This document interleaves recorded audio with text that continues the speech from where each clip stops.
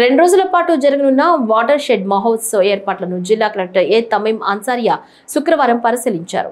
గుంటూరు గ్రామీణ మండలం వెంగళాయపాలెం గ్రామ పంచాయతీలో 11వ తేదీన కార్యక్రమం జరగనుంది. ఈ కార్యక్రమంలో కేంద్ర గ్రామీణాభివృద్ధి శాఖ మంత్రి శివరాజ్ సింగ్ చౌహాన్, కేంద్ర గ్రామీణాభివృద్ధి కమ్యూనికేషన్ సహాయ మంత్రి డాక్టర్ చంద్రశేఖర్ పెమ్మసాని, రాష్ట్ర ఉప ముఖ్యమంత్రి మరియు పంచాయతీరాజ్ గ్రామీణాభివృద్ధి శాఖ మంత్రి కొణిదెల పవన్ కళ్యాణ్ తో పాటు వివిధ రాష్ట్రాలకు చెందిన 130 మంది ప్రతినిధులు హాజరు కానున్నారు.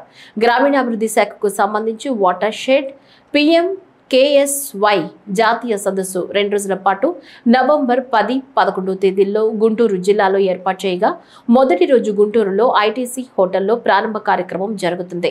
రెండవ రోజు వెంగళాయపాలెంలో జరుగుతుంది.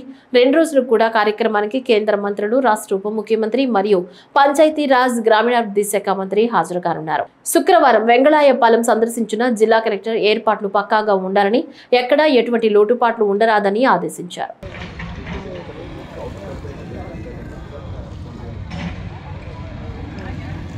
open